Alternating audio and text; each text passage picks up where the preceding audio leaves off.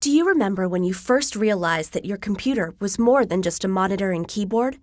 That between the mouse click and the video playing, there was something that captured your attention, understood it, and made it real? What is that something? Is it gremlins? Let's imagine that we can shrink down to the size of an electron and inject ourselves into a click of a mouse. If you took your mouse apart, you'd see that it's really a very simple machine. It has a couple buttons and a system for detecting motion and distance. You might have an optical mouse that makes these measurements with lights and sensors, but older ones did this with a hard rubber ball and some plastic wheels. Same concept. When you click the button on your mouse, it sends a message to the computer with information about its position. When your mouse click is received, it's handled by the basic input-output subsystem. This subsystem acts like the eyes and ears, and mouth and hands of the computer. Basically, it provides a way for the computer to interact with its environment. But it also acts like a buffer to keep the CPU from being overwhelmed by distractions. In this case, the I/O subsystem decides that your mouse click is pretty important, so it generates an interrupt to the CPU. Hey CPU, got a click here. The CPU, or central processing unit, is the brains of the whole computer.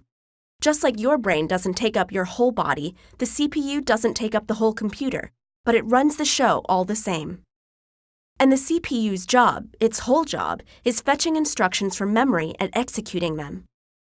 So while you're typing, maybe really fast, like 60 words a minute, the CPU is fetching and executing billions of instructions a second. Yes, billions, every second. Instructions to move your mouse around on the screen, to run that clock widget on your desktop, play your internet radio, manage the files you're editing on the hard drive, and much, much more.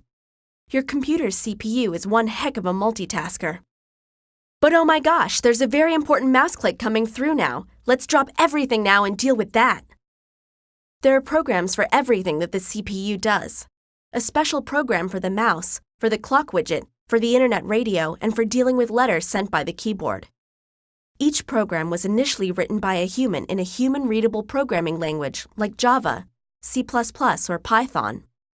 But human programs take up a lot of space and contain a lot of unnecessary information to a computer, so they're compiled and made smaller and stored in bits of ones and zeros in memory. The CPU realizes that it needs instructions for how to deal with this mouse click, so it looks up the address for the mouse program and sends a request to the memory subsystem for instructions stored there. Each instruction in the mouse device driver is duly fetched and executed. And that's not nearly the end of the story. Because the CPU learns that the mouse was clicked when the cursor was over a picture of a button on the monitor screen, and so the CPU asks memory for the monitor program to find out what that button is. And then the CPU has to ask memory for the program for the button, which means that the CPU needs the monitor program again to show the video associated with the button, and so it goes. And let's just say that there are a lot of programs involved before you even see the button on the screen light up when you clicked it. So just the simple task of clicking your mouse means visiting all of the critical components of your computer's architecture. Peripherals, the basic input-output system, the CPU, programs, and memory, and not one gremlin.